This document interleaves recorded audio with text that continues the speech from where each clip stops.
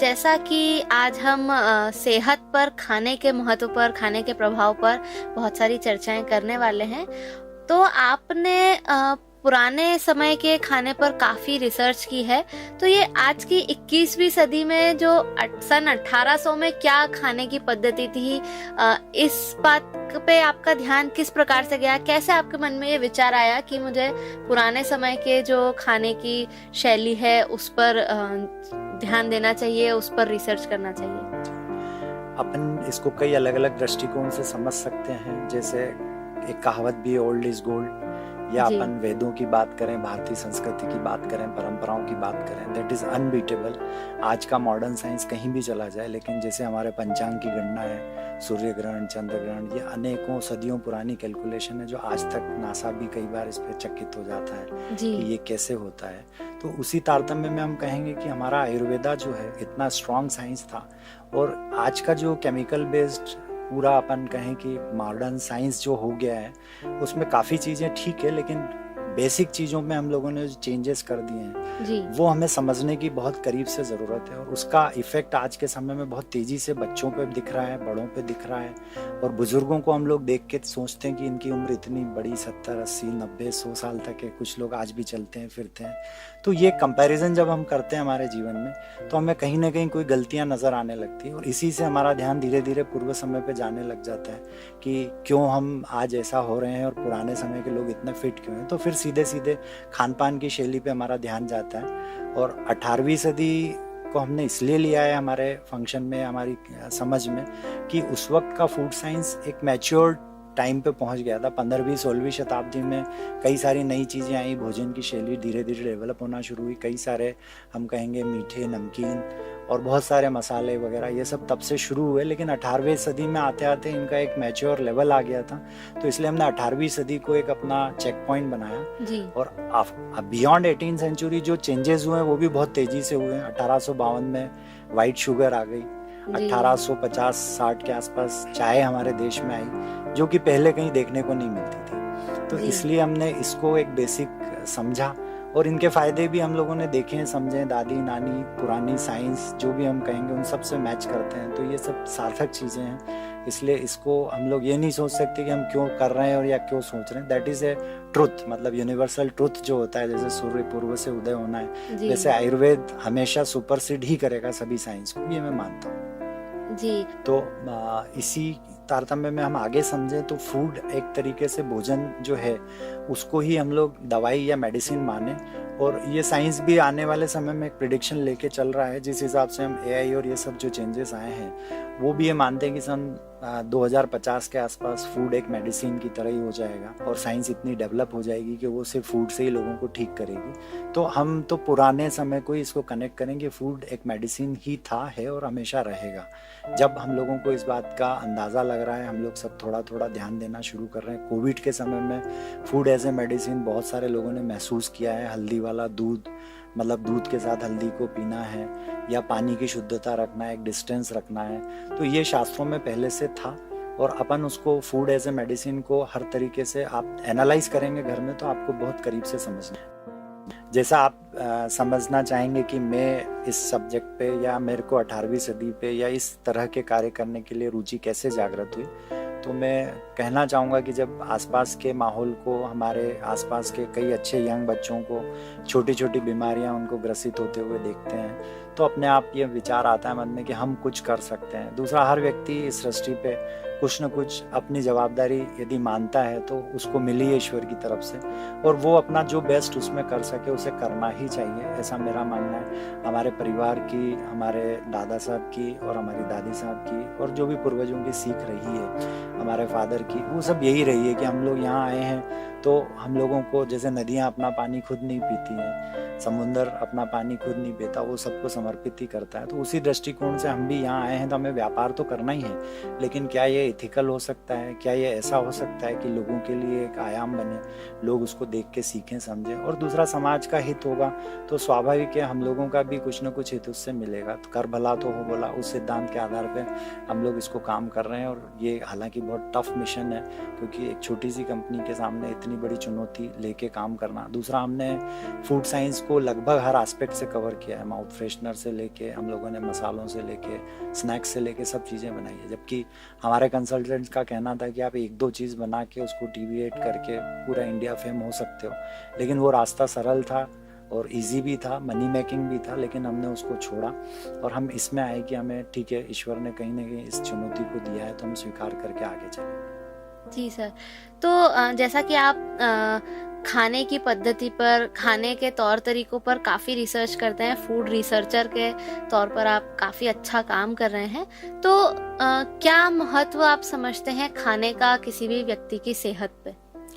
खाना सेहत के लिए सीधा सीधा कनेक्टेड है, मतलब सेहत ही खाना है, खाना ही सेहत है, फूड ही मेडिसिन है, जो अपन ने जिस बात पे बात कर रहे हैं। तो सीधी सी बात है, मॉर्निंग से लेके इवनिंग तक आपको देखिए, किसी दिन आपकी सेहत या किसी दिन आपका दिन बहुत अच्छा रहता है तो उसका कहीं ना कहीं पिछले दिन का भोजन उसका इफेक्ट रखता है। जब मॉर्निंग में आप उठते हैं तब आपको एक फ्रेशनेस सी फीलिंग सी मिलती है। खास करके आप स्वयं महसूस करिए कि फास्टिंग के नेक्स्ट डे या फास्टिंग वाले दिन आप में एक एनर्जी लेवल थोड़ा सा हाई रहता है। उसमें अपन ईश्वरीय शक्ति का योगदान तो रहता ही रहता है, लेकिन हमारे खुद की जो शरीर को हल्कापन महसूस होता है, अंदर मशीनरी को ओवरऑयलिंग का समय मिलता है, बॉडी को डिटॉक्स करने का समय मिलता है। तो इन दृष्टिकोणों से हम देखते हैं तो मतलब हमारी जो भी भोजनचर्या है उसमें एक विराम भी ज़रूरी होता है और उसमें शुद्धि भी ज़रूरी होती है। और शरीर को भगवान ने जिस दृष्टिकोण से हम लोग देखें तो हर दृष्टिकोण की हर लेयर उसमें सेफ्टी की दी हुई है, लेकिन हम उन लेयर्स को समझना नहीं चाहते हैं। अभी मैं कुछ ही दिन पहले एक लेख पढ़ रहा था, उसमें मैंने पढ़ा कि शरीर के अंदर जो है कुछ सेल्स को किसी रिसर्चर्स ने, नोबेल पुरस्कार विजेता, उन्होंने देखा इस सेल्स में ही सब कुछ शरीर को डिटॉक्स करने की क्षमता है, जिसमें वो कैंसर सेल्स को भी खत्म कर सकता है। लेकिन हम उन क्षमताओं को हमारी भोजन शैली से ही समाप्त कर देते हैं। और उनका सीधा सीधा कहना था इंटरमिटेंट फास्टिंग, जो आज नया कंसेप्ट आया है और उसको आयुर्वेद से या पुराने समय से हम कनेक्ट करके देखें तो वो ये था कि हम सूर्यास्त के बाद भोजन नहीं करेंगे। पक्षी भी सूर्यास्त के बाद भोजन नहीं करते हैं, या मुख्यतः जो शाकाहारी प्राणी है वो सभी जंगलों में भी सूर्यास्त के बाद भोजन नहीं करते। तो हमें इन शैली को अपनाना चाहिए। इंटरमिटेंट फास्टिंग या कम खाना सेहत के लिए अच्छा है। आयुर्वेदा शैली से सात्विक खाना खाना बहुत अच्छा है। और जो चीज़ जनरली हम लोग जिसको फास्ट फूड समझते हैं, आप देखिए कि वो नॉर्मली जानवर भी उसको खाना पसंद नहीं करते और हम लोग उसको बड़े आसानी से खाते हैं टेस्ट लेके, और स्टेटस सिंबल हमने उसको बना लिया है। तो इन चीज़ों पे हमें रोकना चाहिए। बच्चों से भी मेरा आग्रह है कि हमें माता पिता से इन चीज़ों के प्रति जो एक आग्रह रहता है कि हमें खरीदना ही है, हमें चाहिए ही, और वो भी बड़े दबे मन से आपको दिलाते हैं क्योंकि कहते हैं कि भाई ठीक है आप खा लीजिए, लेकिन अल्टीमेटली महीने में एक ही दिन यदि आप कोई अपना फास्ट फूड या अपनी शौक रखें, वैसे तो नहीं रखना चाहिए, बट महीने का एक दिन इस पर्याप्त, क्योंकि उससे ज़्यादा बॉडी उसको डिटॉक्स करके बाहर नहीं कर सकती। जी, बहुत ही महत्वपूर्ण बात कही सर ये आपने। और आपने बातों के बीच में एक वाक्य कहा था कि फूड ही मेडिसिन है, यानी खाना ही दवाई है। तो ये बहुत ही अच्छी बात मुझे लगी, तो इस बारे में आपसे मैं और जानना चाहूंगी।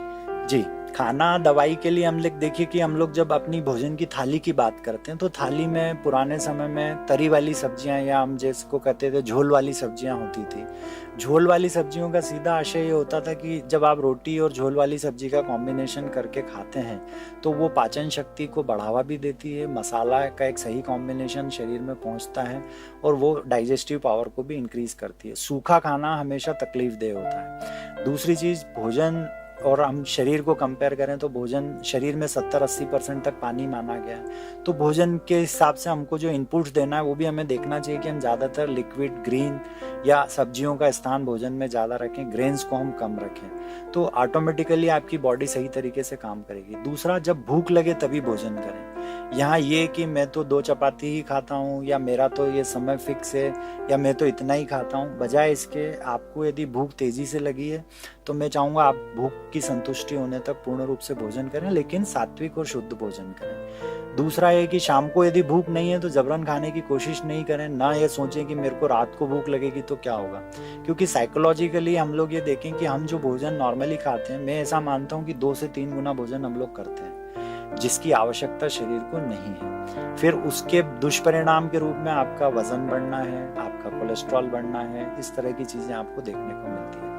तो ये सब चीज़ें हमें ध्यान देना चाहिए। शाम का समय हल्का भोजन और रात्रि में हल्दी वाला दूध या इस तरह के कुछ प्रीशियस हर्ब्स और स्पाइसेस के बने हुए कॉम्बिनेशन जिन्हें आप दूध में या पानी के साथ ले सकते हैं, तो रात्रि में आपकी बॉडी को डिटॉक्स भी करेंगे। सुबह एक अच्छी सुबह आपको देखने को मिलेगी। और ये सिर्फ आयुर्वेद की ही देन है, और कहीं किसी साइंस में इतने सारे देशों में मैं घूमा हूँ, लेकिन इस तरह का विज्ञान मुझे कहीं नहीं दिखा। जी, यानी कि जो हमारी पुरानी पद्धति थी, आयुर्वेदिक पद्धति थी, वो आप मानते हैं कि हमारी सेहत के लिए काफी सहायक थी, काफी महत्वपूर्ण थी। बिल्कुल बिल्कुल। आप देखिए ना, हम इतिहास से शुरू कर रहे हैं तो मैं अभी किसी एक फंक्शन में था, वहाँ मुझसे किसी ने प्रश्न किया कि मैं मेरे बच्चों को ये नहीं समझा पाता हूँ कि भगवान कृष्ण ने एक गोवर्धन पर्वत उंगली पे कैसे उठा लिया होगा।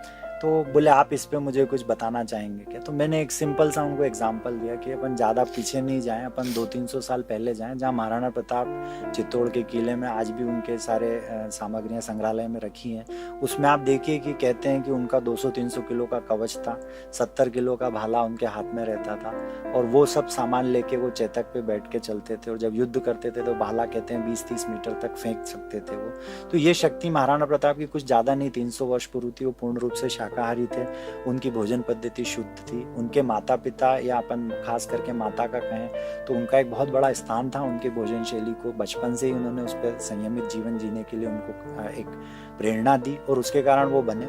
अब हम इस प्रश्न को यदि भगवान कृष्ण से कनेक्ट करें तो 300 वर्ष पूर्व यदि महाराणा प्रताप की शक्ति हम लोग समझ सकते हैं, तो भगवान कृष्ण जो 80-85 हजार साल पहले हुए थे, उनकी शक्ति उस कैलकुलेशन से आप देखेंगे तो बहुत छोटी सी बात प्रतीत होती है कि कोई गोवर्धन पर्वत उठाना कोई बहुत बड़ी बात नहीं है। हालांकि वो ईश्वर थे, वो सब कुछ कर सकते थे, लेकिन हम साइंस की दृष्टि से देखें तो फूड वॉज ए मेडिसिन। उस वक्त का जो भी फूड, जितनी शुद्धता होती थी, वो बहुत ही अत्यंत ही शुद्ध फूड होता था। जैसे घी की बात करें हम, तो घी जो A2 पद्धति का बिलोना घी जो बनाया जाता है, आज के समय में हम लोग एक कंसेप्ट को मिसकंसेप्ट करते हैं। घी हम लोग कुछ भी ब्रांड्स के लेके घर में आते हैं और हमें लगता है हम लोग घी लेके आ रहे हैं, लेकिन मैं उसको घी नहीं मानता।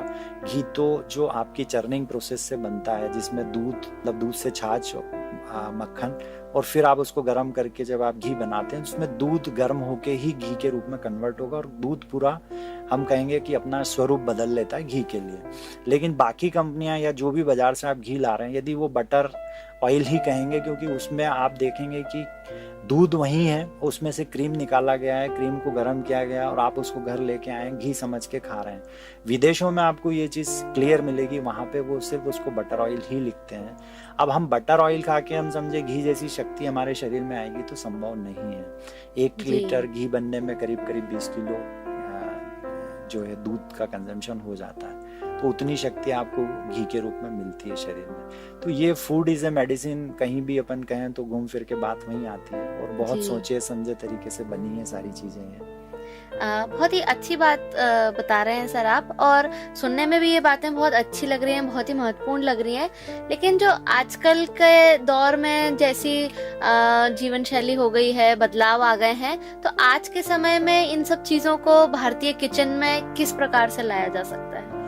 किचन को रसोई घर बनाना पड़ेगा फिर से हमें। किचन ही रहेगा। हमारे गुरुदेव कहते हैं किचन में किचकिच है और रसोई घर में रस है। तो भारतीय जीवन शैली रसोई घर की तरफ जाए, जहाँ परिवारों को सबको एक साथ बैठकर भोजन करने का जो आनंद होता था, सुख होता था, वो बड़ा ही अद्भुत होता था, और भोजन का स्वाद भी वैसा होता था। उस समय की माताएं बहनें जो भी भोजन बनाती थी, उस भोजन में हम समझें कि जो उनकी एकाग्रता होती थी, जो उनकी शुद्धि होती थी, और जो उनका एक चाव होता था कि मुझे कुछ नया बनाना है, अच्छा बनाना है, घर के लोगों को स्वस्थ रखना है, वो सब चीज़ें हमारे माइंड डिस्ट्रक्शन में आजकल किचन में काम करते समय फ़ोन की घंटियां हैं, या हम लोग कहें कि टीवी का डिस्टर्बेंस है, या कुछ और है जो हमारे दिमाग में घूम रहा है, और फिर उसके कारण वो भोजन शैली पूरी की पूरी परिवर्तित हो जाती है। तो हमको किचन से वापस रसोई घर की ओर जाना पड़ेगा। इन छोटी छोटी चीज़ों को हमको समझना पड़ेगा, जिसमें समय और एकाग्रता इन पे हमें विशेष रूप से ध्यान देना पड़ेगा। और समय बचाना है या एकाग्रता बढ़ानी है तो हमें गैजेट्स का उपयोग एक रिस्ट्रिक्टेड लिमिट्स में ही करना पड़ेगा, जिसमें खास करके घर पे अभी काफ़ी बड़ी फैमिलीज़ की हम बात करें जो आज के समय में देश के काफ़ी बड़े घराने हैं, उनमें भी मैंने कहीं कहीं ऐसा सुना है कि उनकी माताएं जो है उनके गैजेट्स सब बाहर ही ले लेती हैं। भोजन की टेबल पे आधा एक घंटा किसी को कोई गैजेट्स की अनुमति नहीं है, चाहे कितने भी बड़े बिजनेसमैन हैं। तो हम लोग तो उस दृष्टि से देखा जाए तो उतने व्यस्त नहीं है। हमारे प्रधानमंत्री जी को भी देखें, इतना व्यस्त होने के बाद भी उनकी जो संयमित जीवन शैली है, व्यायाम करना है, योगा करना है, भोजन, और दूसरा कहें नवरात्रि में सिर्फ नींबू पानी पीना है, तो ये हम सबके लिए एक अपन कहेंगे कि हमारे अपन उनको कहें कि गुरु या हमारे एक उस स्थान पर हैं कि जो हमारी भारतीय परंपरा और जीवन शैली को इतने मस्त अंदाज में अपनाते हुए चल रहे हैं, और हम उनका व्यक्तित्व, उनके डिसीजंस, उन सब में उसकी झलक भी देखते हैं। तो यही हमें समझने की बातें हैं कि भोजन बहुत महत्वपूर्ण हमारे लिए है। किचन और रसोई घर जो है, इसका डिफरेंस हमें समझना पड़ेगा। कुछ चीज़ें हमको किचन से हटानी पड़ेंगी, कुछ चीज़ें हमें वापस लानी पड़ेगी, उस पर हमें ध्यान देना पड़ेगा। जी, तो ये काफ़ी महत्वपूर्ण बात है। और जैसा कि अभी आप बता भी रहे थे कि पहले के लोगों में एक अलग मजबूती थी, जो खाने की शुद्धता के बारे में आप बात कर रहे थे कि पहले का खाना शुद्ध हुआ करता था, जो अब उतना नहीं है। तो ये हम आजकल देख भी रहे हैं बहुत ज़्यादा कि मिलावटी खाना काफ़ी प्रचलित हो गया है, हर चीज़ में कुछ ना कुछ मिलावट आने लगी है। तो ये कैसे कोई भी व्यक्ति पहचान सकता है कि जो वो खा रहा है वो शुद्ध है या नहीं है? इस मिलावट की पहचान किस प्रकार से करें? मिलावट की पहचान के लिए देखिए, आप अपने किचन की सबसे पहले जो कुछ बेसिक चीज़ें हैं, जैसे आयुर्वेद को आप समझना शुरू करें। जैसे हींग की बात करने जाएं हम, तो हींग ग्लूटेन फ्री होना चाहिए, मतलब आटा मैदा हींग में ना होगा तो वो हींग अपने लिए काफ़ी प्रभावशाली होगी। हींग एक तरीके से प्रिजर्वेटिव भी होती है, मतलब आप समझिए फूड को प्रिजर्व रखना है, क्योंकि हम 2, 3, 4, 6 घंटे बाद उस फूड को कंज्यूम करते हैं। जी। तो हींग का एक महत्वपूर्ण रोल है कि वो एक नेचुरल प्रिजर्वेटिव का कार्य करती है। दूसरी बात है कि जब फूड कंज्यूम होता है, बॉडी में जाता है, तो वही हींग अंदर जाके हमारी इंटेस्टाइन के लिए भी बहुत अच्छी उपयोगी साबित होती है। गैस्ट्रिक ट्रबल है, उन सब चीज़ों के लिए हींग उपयोगी है। लेकिन हींग आज के समय में जो भी बाजार में उपलब्ध है, आपको उसकी शुद्धता समझना पड़ेगी। हींग के कई सारे प्रयोग आप यूट्यूब पे देख सकते हैं, जिससे आपको समझ में आएगा। या हींग को जलाते वक्त कुछ आवाज़ वगैरह नहीं आनी चाहिए, या हींग को रगड़ने पे वो पूरा उड़ जानी चाहिए या डाइल्यूट हो जानी चाहिए, कुछ रेसिड्यूअल हाथ में नहीं रहना चाहिए। तो इस तरह से आप हींग को समझ सकते हैं। दालचीनी के लिए आप गूगल पे डालिए ट्रू सिनेमन या रियल सिनेमन, तो आपको ऐसा शॉक्ड इन्फॉर्मेशन मिलेगी कि हम जिसको सही दालचीनी समझ रहे हैं, that is coming from China, Vietnam, it is a cassia, तो ये हेल्दी कैसे हो सकता है? आयुर्वेद इसको दालचीनी नहीं मानता है। इसी तरीके से हम लोग आगे की चीज़ों में बात करें तो लाल मिर्च है। लाल मिर्च भी काली मिर्च को पूरी तरह से किचन से हटा चुकी है। हमें वापस लाल मिर्च को हटा के काली मिर्च पे जाना पड़ेगा। काली मिर्च को ब्लैक गोल्ड कहा जाता था उस समय, भारतीय अपन कहें कि मसालों का, और इसी के कारण ईस्ट इंडिया कंपनी हमारे देश में आई थी। भारतीय मसालों का व्यापार करने का ही उनका लक्ष्य था। भारत को सोने की चिड़िया कहा जाता था, तो उसका मुख्य ये था कि हम खान पान की चीज़ों में बहुत सारी चीज़ों के बदले सिर्फ सोना लेते थे, जिसमें कहते हैं नमक के बदले भी सोना लेते थे। नमक बनाने की पद्धति या नमक क्या होता है किसी को नहीं बताया जाता था।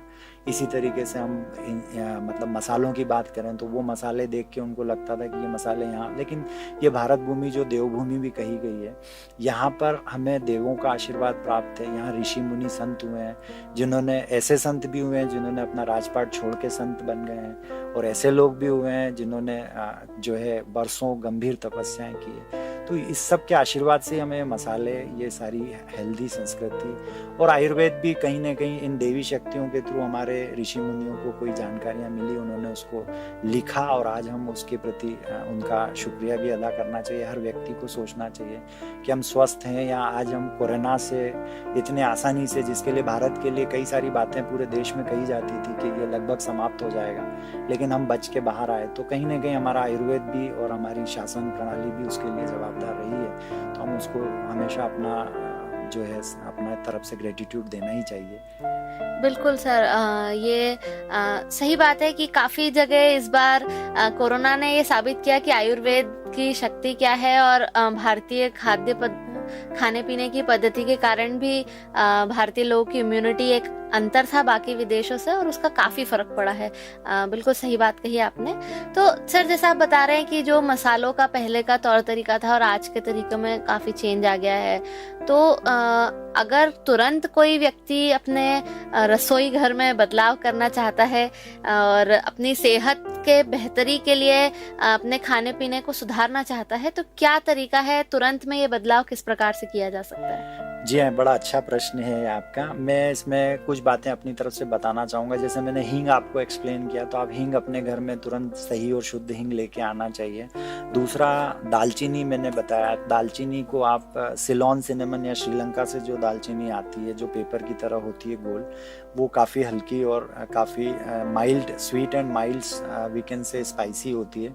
लेकिन दूसरी दालचीनी जो बाज़ारों में है वो काफ़ी तीखी और काफ़ी मीठी होती है और वो ज़ुबान पे रखने पे कुछ 2-4-5 मिनट अपना प्रभाव रखती है। लेकिन ये जो सिलोन सिनेमन है, ये काफ़ी जल्दी हमारी ज़ुबान को नेचुरल कर देती है। तो ये दालचीनी हमारे लिए सर्वश्रेष्ठ है। फिर हम लोग हल्दी की बात करें, तो पुराने समय में हल्दी, जब दादी नानी हल्दी खरीदती थी तो उसको तोड़ के अंदर एक लाल रंग देखती थी।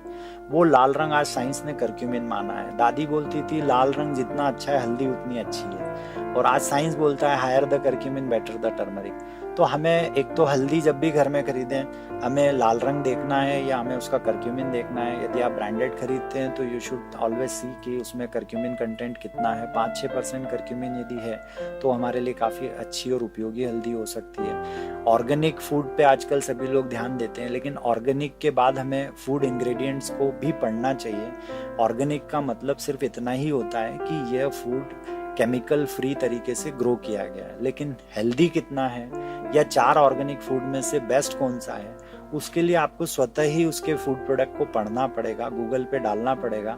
आप छोटे छोटे प्रश्न गूगल पे यदि डालेंगे, how we can determine the best turmeric, या शुद्ध हल्दी की पहचान कैसे करें, या शुद्ध हल्दी को जानने के क्या तरीके हैं, या दालचीनी को जानने के क्या तरीके हैं, तो बहुत आसानी से ये जानकारियाँ आपको गूगल पे मिलेंगी। और उसमें भी फिर आप ऑथेंटिक साइट्स जो हैं उन पे जाके इन चीज़ों को पढ़ सकते हैं, क्योंकि गूगल जानकारी का भंडार है। तो हमें उसमें एक प्रॉपर तरीके से सही चैनल्स को, और 2-4-10 सर्फिंग में आप समझने लगेंगे कि किसकी इन्फॉर्मेशन ऑथेंटिक है। तो हमें हल्दी हो गया, हींग हो गया, दूसरा दालचीनी हो गई। फिर आप इसके बाद बात करें तो घी में मुख्य रूप से बोलना चाहूँगा कि घी वास्तव में जो A2 घी है वही हमें यूज़ करना चाहिए। उसमें भारतीय गायों का भी हम एक विकास करने में योगदान देंगे।